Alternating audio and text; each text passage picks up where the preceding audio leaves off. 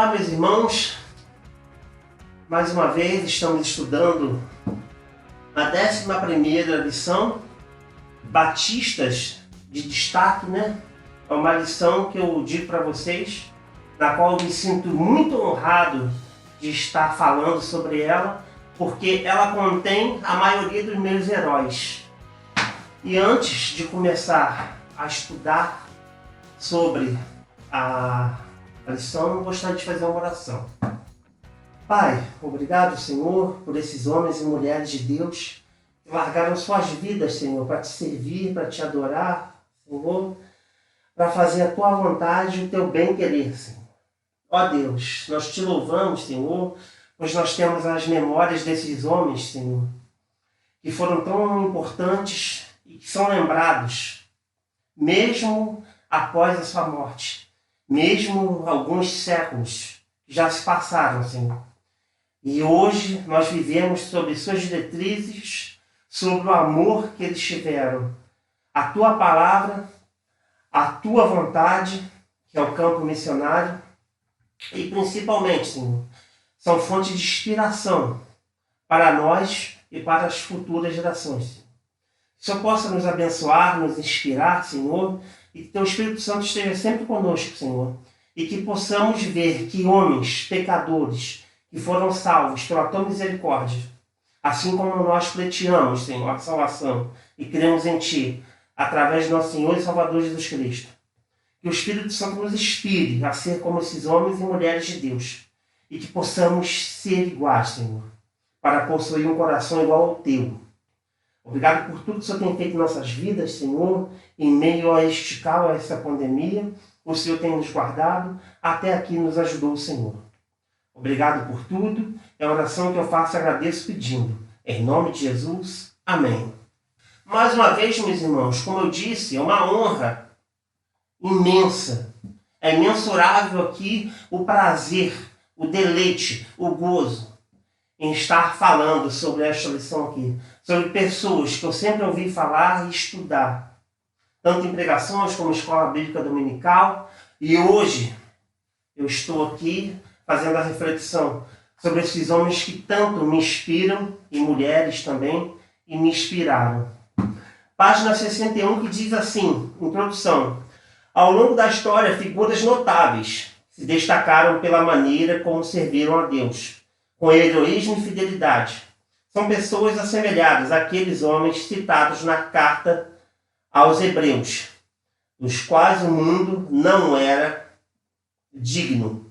Aqui nada mais nada menos está falando dos heróis da fé, né? A galeria dos heróis da fé, né? Aqueles homens do Antigo Testamento que tantos nos inspiraram e fizeram a vontade de Deus. E aqui eu começo com um pastor, né, muito conhecido. Primeiro destaque aqui dos batistas em destaque no mundo, eu começo com John Bunyan. John Bunyan, um filho de latoeiros, né, de um pai latoeiro, assim como ele herdou a profissão do pai. Participou da guerra entre os puritanos e o rei, que foi morto. Em lições passadas nós conversamos sobre isso. Mas o que ocorre? O que fora prometido aos puritanos não se cumpre. E os puritanos, mais uma vez, eles são perseguidos na Inglaterra. E John Bunyan, ele era puritano, ele participou do exército dos puritanos. E o que ocorre? Ele, quando sai do exército, ele casa-se com uma mulher piedosa. E essa mulher é influente, é uma boa influência em sua vida. E ele tem uma filha, né? Pai de 4 filhos, entre uma das filhas que estava cega. E o que ocorre? Ele, não vou dizer que se converte, mas ele adota a confissão de fé batista, e ele é um dos criadores e idealizadores das primeiras confissões de fé da Inglaterra, né? A famosa confissão de fé de 1677 e 1689. Confissão de fé batista. Uma das primeiras confissões de fé. E o que ocorre? Ele lê com uma formação primária, para nós entendermos o quanto que o Espírito Santo o usou. Quando ele vai procurar trabalho, o que ocorre? Ele escuta 3 senhoras de meia idade, ou já idosas, conversando sobre a misericórdia de Deus e sobre o plano de salvação. Ele fica à espreita, escutando aquelas senhoras, até que ele se apresenta. As senhoras assustadas perguntam o que ele queria.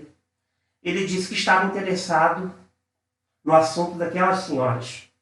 E se aquelas senhoras possuíam panelas e bules e caldeirões que pudessem ser consertados, para que ele pudesse prover recursos para ele e para a sua família.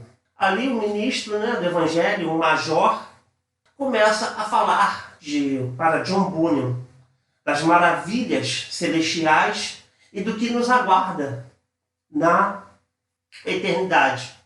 O que John Bunyan faz? John Bunyan realmente começa a meditar na palavra de Deus, começa a entender, que deveria realmente se arrepender de todos os seus pecados e começa uma vida de peregrinação e arrependimento dos seus pecados. Ele começa a voltar atrás de sua vida. E nisto ele é chamado para ser ministro do Evangelho. Só que tinha um porém. Para pregar na Inglaterra, principalmente na cidade natal de Belfast, onde ele ministrava, ele não poderia ser um pastor leigo. Ele deveria ter permissão da igreja anglicana e do rei, propriamente dito. E dos bispos ali, ou bispos de sua paróquia. E o que ocorre? Ele disse que não iria se submeter à vontade da denominação anglicana. E que ele, por ser batista e por ser chamado por Deus para ser um pastor batista, ele iria pregar conforme as suas convicções. Certo dia, quando ele foi levar um sermão à sua comunidade, que o amava, e o sentia apaixonado pelas suas convicções, ele é preso em flagrante, pregando o Evangelho. E ali ele é encarcerado 12 anos. É 12 anos privado, vendo sua família passar necessidade. Simplesmente porque não assinou um documento permitindo que o bispo de Belfast e o próprio rei da Inglaterra controlasse a sua pregação. Somente por isso.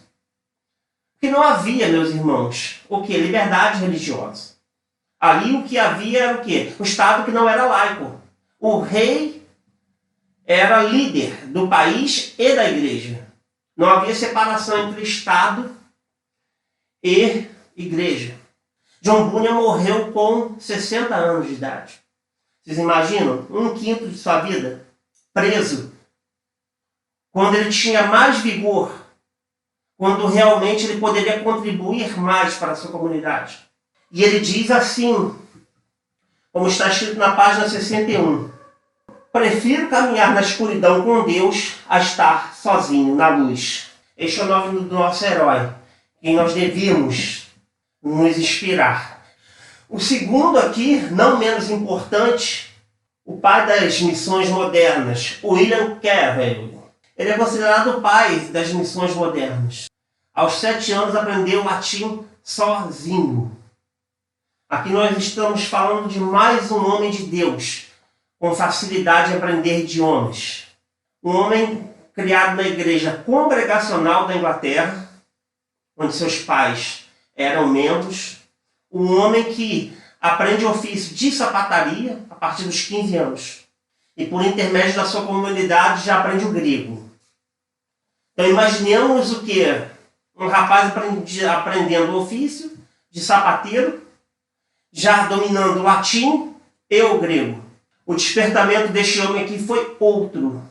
William Carey foi despertado pelo Espírito Santo para pregar aos povos não alcançados, Parece até que nós estamos aqui dando continuidade à história do apóstolo Paulo, Vendo John Bunyan na cadeia e agora vendo William Carey querendo evangelizar o mundo. Ele tinha um mapa do mundo, de todo mundo, e ele colocava lá os alfinetes naqueles países que não tinham trabalhos cristãos, de pessoas que não conheciam a Bíblia no seu idioma. Olha a inflamação, olha o desejo. E aqui esse homem tinha o mapa do mundo não alcançado. E o que ocorre? Ele vai para a Índia, meus irmãos. Na Índia, ele foi aprendendo o idioma de Bengala, ele foi aprendendo esse dialeto, ou essas línguas, dentro do navio. Tamanha era a facilidade de compromisso, para quando chegasse lá ele pudesse evangelizar. E como isso ocorreu? Isso ocorreu porque quando ele foi ordenado pastor, em uma reunião da convenção da cidade dele, o que ocorre? Ele começa a falar sobre missões. E o presidente da convenção diz o quê? O dia que Deus precisar da sua ajuda, da minha ajuda, para pregar a estes bárbaros, ele vai dizer e se manifestar. E aquilo não desanimou William Carey. Ele continuou com aquilo no coração, até que ele conseguiu reunir 12 pastores e angariar fundos, juntamente com um médico que servia como missionário. E ali ele chega até a Índia e começa um trabalho de 40 anos. Ele que foi para lá para viver uma vida de classe média, ele gastou o dinheiro dele todo construindo 125 escolas para meninos e meninas dentro da Índia. Ele foi para lá como um imigrante ilegal, já que a Inglaterra não permitia a evangelização da Índia, pois pensava que aquele povo não merecia e não podia escutar sobre a palavra de Deus. Ele, com seu coração inflamado, prega a mais de 10.000 pessoas iniciais.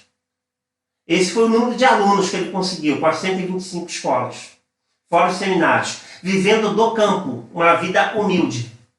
Ele simplesmente é dono de uma das frases mais conhecidas em nossos meios, né? Se você quer coisas grandes de Deus, faça coisas grandes para Deus. Ele simplesmente montou um dicionário em Bengali. E enquanto não conseguiu traduzir a Bíblia para o idioma dos nativos, ele não considerou sua obra completa. Alguém que serviu a Deus de corpo e alma, mesmo perdendo 3 filhos. Não retornou à Inglaterra, morrendo na Índia. E quando ele morre na Índia, a Inglaterra reconhece os seus serviços. Não menos importante, Adoniram e Anna Judson. Esse casal aqui, né, vamos falar um pouco de Adoniram. Ele era crente, convertido, foi para a escola de Providência, onde aprendeu o agnosticismo, certo? Negando a Deus, se tornando ateu e refutando seu pai, que era um pastor congregacional, de uma igreja congregacional, perto de Boston, nos Estados Unidos. Ao conversar com um jovem pastor um dia, o jovem pastor o indaga sobre a sua salvação e sobre sua eternidade, se ele queria passar a eternidade com Deus ou na ausência de Deus, né? Não precisamos falar sobre a parte do inimigo aqui, que conosco o inimigo não tem vez, não tem voz. E o que ocorre, meus irmãos? Ele se converte novamente. Realmente, não que ele se converte novamente, né? E salvação não se perde, graças a Deus. Ele realmente toma uma decisão, orando a Deus e pedindo a Deus para que o fale, para que realmente o mostre o caminho do nosso Senhor e Salvador Jesus Cristo. O Deus encarnado que vem aqui e nos ensina como viver, como cumprir a lei, em amor e submissão a Deus e ao nosso próximo. A Adoniram se converte, mas fica com medo, com vergonha que seus amigos de colégio, principalmente o superdotado aluno Ernesto.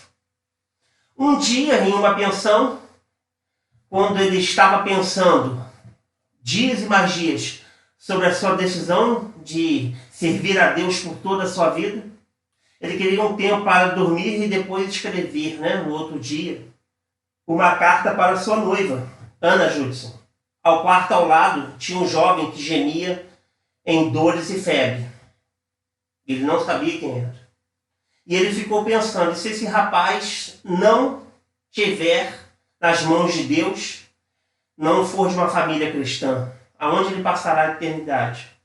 No outro dia, quando ele conseguiu dormir poucas horas da noite, por causa da perturbação da ordem, por causa da saúde do companheiro do quarto ao lado, ele vai perguntar às pessoas o que tinha acontecido com o jovem. E ele fica sabendo que o jovem havia falecido. O jovem falecendo, ele pergunta o nome e fica sabendo que seu nome era Ernesto. Ou seja, seu amigo de escola, um ateu agnóstico, que morre sem ter aceito ou se encontrado com o Senhor. E ele já dotado de tamanha perplexidade e medo, ele escreve de suas convicções à sua noiva. E Anna Judson não recebe aquilo de bom grado. Por quê? Não recebe porque ela era uma mulher vaidosa. Mesmo frequentando a igreja, sendo uma cristã, uma pessoa quando ela é cristã, mas não é uma cristã praticante. É o melhor nome. E o que acontece? Todos o conheciam por ser hiper vaidosa. Ela, um dia, escutando o seu pastor em sua igreja, o pastor fala que quem vive na vaidade, vive para si mesmo, vive uma vida infeliz, uma vida infrutífera, que não leva a lugar nenhum. Essa pessoa viveria morta em sua própria vaidade e beleza, no seu próprio narcisismo. Ali ela entende o propósito de Deus na vida dela.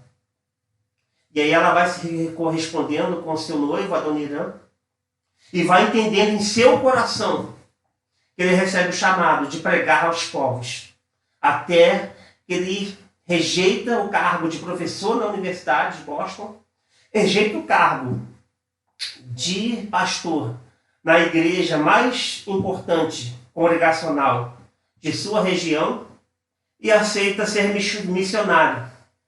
Ele casa-se com Anna Judson e eles partem para a Índia.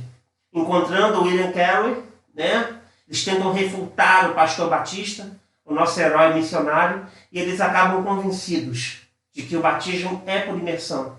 Depois de desastrosos problemas em Calcutá, depois de 17 meses na Índia, de um período não muito frutífero e de seguidos insucessos, eles chegam exaustos da Birmânia, que hoje é conhecido como Myanmar. Lá ele consegue o quê? Com seus fundos, fundar escolas. Ele larga tudo para servir como missionário, na obra missionária na Birmânia.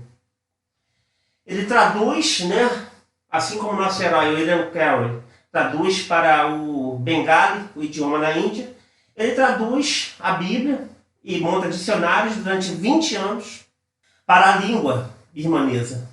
E ali ele funda igrejas com 100 missionários e 7.000 membros. Ele queria algo em torno de 100 e ele teve um resultado do seu trabalho durante 40 anos de 7.000 pessoas. Deus deu a ele 70 vezes mais, né? Esse é o nosso herói, Adoniram Judson. Quarto, e não menos importante, é o nosso querido Charles Hudson Spurgeon. Este homem aqui é especial, né? Foi morar com o avô, que possivelmente era um pastor anglicano, e possuía 2.000 livros na sua estante, na sua biblioteca particular. E Spurgeon leu todos os livros. E aos 15 anos foi pregar para um homem da paróquia do seu avô. O homem que era membro da igreja do seu avô, mas que bebia, jogava e dava mau testemunho. Repreendendo aquele homem no bar, indo atrás daquela ovelha, o homem exortado fica com vergonha e entende que estava não só dando mau testemunho, mas indo contra a vontade de Deus e o próprio Deus. Ele vai a cavalo se desculpar com o avô de Spurgeon. E ali começa a saga do nosso grande pregador, o príncipe das pregações, né? Spurgeon frequentou o seminário, mas não se adaptou a eles. Não se adaptou porque tinha excelência. E apesar de crer nos 5 pontos calvinistas, era um homem que vivia esses 5 pontos como se fosse em chamas. Que é um livro feito, os 5 pontos calvinistas vividos em chamas, baseado na vida de Spurgeon. Spurgeon se preocupava muito com a obra missionária, com a pregação, com a conversão, com a alimentação, realmente, da palavra de Deus, do seu rebanho. Spurgeon, além de ser um detalhista, entusiasta da palavra de Deus e extremamente praticante, assim como todos os nossos heróis que eu disse até agora, John Bunyan, Adoniran, Judson e William Carey, era um homem devoto à oração. E era um homem devoto a prestar solidariedade e a estar de corpo a corpo com a sua comunidade. Era um homem que vivia, um pastor que pregava, um excelente exegeta, que também era excelente pastor. Uma de suas maiores lembranças em sua biografia é ele entrando, na Capela Metropolitana Batista, pregando para não sei quantas, 5.000 pessoas. Toda vez que ele subia para pregar no púlpito, que era mais alto que todas as fileiras de bancos e cadeiras, ele dizia: eu creio no Espírito Santo, eu creio no Espírito Santo e eu creio no Espírito Santo. Dizendo o credo apostólico. Homem dedicado à palavra e à comunidade. Um gênio, muitas vezes não compreendido. Um homem que aos 15 anos já havia lido toda a biblioteca do seu avô. E se tornado um pastor chamado por Deus, eloquente por natureza, ungido para viver a vida que Deus havia determinado. Um homem que viveu para adorar e amar a Deus. Este é Charles Hudson Spurgeon, o príncipe dos pregadores. Se ele não teve uma vida missionária de tanto sucesso fora de seu país, fora da Inglaterra, na Inglaterra e nos Estados Unidos, todos os conheciam por pregar lendo jornais. E muitas vezes as suas pregações não podiam sair nos jornais, pois tamanha era a crítica à imoralidade praticada tanto na Inglaterra quanto nos Estados Unidos. Não menos importante, meus irmãos, eu tenho que resumir aqui porque eu tenho que seguir, senão eu fico até amanhã aqui falando. Eu não me cansaria de falar dessas pessoas aqui que eu tanto amo e estudo a biografia deles. O próximo herói aqui é o nosso pastor que defende os direitos civis nos Estados Unidos, Martin Luther King Jr. Este é nosso mais contemporâneo, é o que ganhou o prêmio Nobel da Paz em 1964. Este é norte-americano. O que ocorre aqui, meus irmãos? Martin Luther King, um pastor do sul dos Estados Unidos, nasce em Atlanta, Geórgia, capital da Geórgia, país do sul do país. Não precisamos aqui lembrar sobre o que nós estudamos no estudo 7, a Guerra Civil Americana, entre o norte e o sul dos Estados Unidos. E aqui nós temos o resquício do preconceito e do racismo nesses estados. E Martin Luther King era neto de um pastor batista e filho de um pastor batista. Advogado por formação, com doutorado em teologia. Meus irmãos, ele poderia muito bem ficar no canto dele, sem se meter em problemas. Mas ele não aguentou, meus irmãos. Ele não aguentou a injustiça. É como um elefante na sala, Muitas vezes nós queremos esquecer os problemas. Aquele problema que é tabu, nós não vamos mexer nele. E o preconceito era muito grande, a divisão de cores era muito grande nos Estados Unidos, principalmente no sul dos Estados Unidos, daqueles países que foram derrotados na Guerra Civil. E o que ocorre? Ocorre que Rosa Parks, uma irmã metodista, estava no ônibus, depois de trabalhar o dia inteiro como costureira, ela senta no ônibus. E pela lei estadual da Geórgia, ela teria que se levantar para dar lugar a um homem ou uma mulher branca. E ela disse: hoje não. Eu paguei passagem como você. Hoje eu não vou levantar. Ela foi presa. E Martin Luther King liderou um boicote de 1 ano dos negros ao transporte público. muito conhecido como I Have a Dream, One Day. Ele ficava repetindo, I have a dream, I have a dream, I have a dream. Eu tenho um sonho, eu tenho um sonho, eu tenho um sonho. Eu tenho um sonho em que pessoas negras e brancas possam dar as mãos. Ele disse no último discurso dele, uma semana antes de sua morte, se eu não me engano, em 1968, que ele, como Moisés, ele viu a terra prometida, mas não pôde ver. E qual era a terra prometida dele?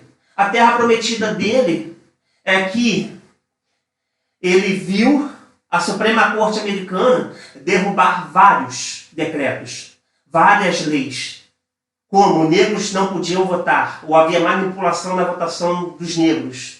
Negros tinham que levantar dos ônibus para dar lugares aos brancos, ou sentar atrás dos ônibus. Os negros viviam no gueto. E ele teve uma educação formal, um negro de classe média, um homem de Deus, que usou sua eloquência como advogado e seu conhecimento de teologia, como doutor em teologia, para defender os direitos civis, onde todo homem e toda mulher, independente de sua cor, se é negro, se é latino como eu, um mestiço, ou se é um branco, ou um indígena, nós temos os mesmos direitos e deveres perante Deus. E aqui ele invoca, através da palavra de Deus, para que haja justiça. Ele que estudou em colégios de negros, em restaurantes, frequentava banheiros de negros. Olha a separação, a segregação racial. Por que isso, meus irmãos? Por dentro nós somos todos iguais. Somente a cor da pele é diferente, pelo amor de Deus. E hoje nós vemos aqueles estados do sul dos Estados Unidos, onde ecoam, através da Ku Klux Klan, ainda o racismo. Nos baseando nesse pastor aqui, nesse grande homem, personagem, que não pôde ver o feriado do dia 15 de janeiro em sua homenagem, que não pôde ver a iluminação que ele trouxe, o sal e luz daquela terra que ele foi. Ele iluminou aquelas trevas que paravam sobre a desigualdade racial e social. Ainda que os Panteras Negras, ainda que Malcolm X e os Panteras Negras defendessem a luta armada, eles de forma pacífica, se baseando em Gandhi na Inglaterra. Na Inglaterra, não, na Índia. Com protestos pacíficos, né? Ainda que ele utilizou a Bíblia. A influência foi a paz de Gandhi, não a literatura e a religião hindu. Ele era um cristão, um pastor batista. E aí o que ocorre? Houve a derrubada de vários decretos. Não vou dizer que os Estados Unidos é um país totalmente justo, mas muitas das desigualdades só foram superadas porque Martin Luther King teve coragem de denunciar, mesmo sendo ameaçado, mesmo jogando granadas em sua casa, mesmo ateando fogo em sua casa, mesmo seus 4 filhos correndo risco, juntamente com sua família, Martin Luther King foi martirizado. Assim como Estevão, em Atos 7, não negou o Senhor Jesus e viu a glória de Deus através do nosso Senhor e Salvador Jesus Cristo, Martin Luther King se encontrou com o nosso Criador, com a cabeça erguida, com alguém que não se contentou com a injustiça, né? Isso deveria servir de reflexão e inspiração para nós. Nós vemos tantas desigualdades no nosso país, nós vemos a distribuição de renda, e ninguém toca nesse assunto. Os púlpitos não dão um valor. Nós vemos as nossas escolas primárias aí, nosso ensino primário e fundamental, e até secundário, público. Se fala tanto em meritocracia no Brasil, mas como falar em meritocracia se nós não temos oportunidades iguais? Eu oro a Deus para que tenhamos pessoas como Martin Luther King em nosso país, pastores comprometidos com a causa, com a justiça, com a igualdade. Isso aqui nós não temos, né? Um preconceito racial declarado, nós temos um preconceito racial e social, velado, né? Escondido, camuflado. Mas eu espero que, em nome de Jesus, pastores realmente se levantem e denunciem toda a injustiça e que possam ser luz e sal da nossa terra. Não menos importante, seguindo, nós falamos agora de Billy Graham. Quem foi Billy Graham? Também nascido nos Estados Unidos, né, em Charlotte, muito perto ali daqueles estados ali, Carolina do Sul, Carolina do Norte, vivendo uma vida humilde na fazenda. Aos 9 anos ele ora, onde um missionário orava. E aos 9 anos ele pede a Deus, para que Deus fizesse na vida dele muito mais do que fez na vida daquele missionário. Aquele homem notável, no qual ele ajoelhara e pedira para ser como ele. E parece aqui que, como na nossa reflexão, na nossa vida, como nós vemos em 2 Reis, Eliseu pede a porção dobrada do Espírito. Deus concede a Billy Graham também a porção dobrada. Ele, muito mais do que aquele missionário, ele alcança a graça de Deus e se torna quem? O pastor das cruzadas. Ele que começou como pastor de jovens num canal, em um rádio, pregando para jovens, ele é chamado para uma igreja local. Só que aquela igreja local não poderia conter, não poderia prender um homem daquela magnitude. Logo se desenvolve o ministério Bolsa Samaritana. E ali se angariam fundos, e ele abre mão dos recursos e do luxo. A sua esposa morava em uma cabana, em uma choupana, nas montanhas. Uma mulher de Deus que queria ser missionária no Tibete. Nós já falamos aqui de Ruth Graham, juntamente com seus filhos. Ele larga a família, ele larga tudo para fazer cruzadas pelo país. Um homem que aconselhava presidentes dos Estados Unidos, referência como pregador em cruzadas em todo o mundo. Nós conhecemos a famosa cruzada de 1974, no Maracanã, no Rio de Janeiro, ou 1976, não me recordo aqui, entre esses anos. E o que ocorre? Billy Graham pregou em todos os territórios conhecidos no mundo, em todos os continentes. Em destaque na Rússia, quando havia a Guerra Fria entre os Estados Unidos e a União Soviética. Ele não cansou de falar sobre o armamento nuclear dos dois países.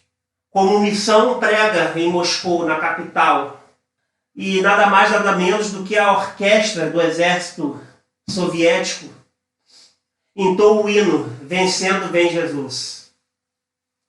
E ali o evangelho é pregado e novas missões são declaradas naquele país e na comunidade dos estados independentes. Ele que financiou missões em todo aquele território. Quando foi pregar na Coreia do Norte, disseram que ele não sairia vivo. Ele não só saiu vivo, como muitas pessoas foram convertidas e depois perseguidas pelo regime norte-coreano. Coreia do Sul muito deve às suas cruzadas e pregações. E o protesto na China, na capital, em Pequim, se deu após uma pregação de Billy Graham. Muitos são os elogios, né? E seria, assim, eu precisaria de horas para poder falar de Billy Graham, assim como eu falei de Martin Luther King. Eu não possuo esse tempo. E recebeu honrarias de chefe de Estado políticos nos Estados Unidos, na sua morte, né? Aos 99 anos, depois de adquirir Parkinson, câncer de próstata e etc. Mesmo com suas limitações, não deixou de ser um homem de Deus que foi. Meus irmãos, continuando aqui, página 63, os batistas em destaque no Brasil. Se agora eu falei do mundo, agora eu falo um pouquinho do Brasil. Salomão Luiz Gilsberg. Um judeu, nós já falamos dele aqui, convertido, que foi desprezado por sua família, se converteu na igreja congregacional, depois adotando a confissão de fé batista, foi pregar em Portugal, depois veio para o Brasil e trabalhou por muito tempo em nosso território, né?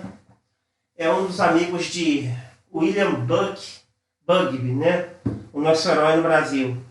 Daniel Frank Crosland, mais um dos nossos pastores batistas que vem do sul dos Estados Unidos, pastor norte-americano, se divorcia de uma das esposas por não querer vir ao Brasil trabalhar com ele no ministério, casa-se com uma missionária brasileira e trabalha no estado do Rio de Janeiro, Goiás, Minas Gerais e também no sul do país, né? E aqui a célebre frase dele é: quando Cristo voltar, quero ressuscitar entre os mineiros. Alguém muito famoso em nosso meio, citado por nossas missões aqui, né? O início do trabalho dos batistas em Minas Gerais.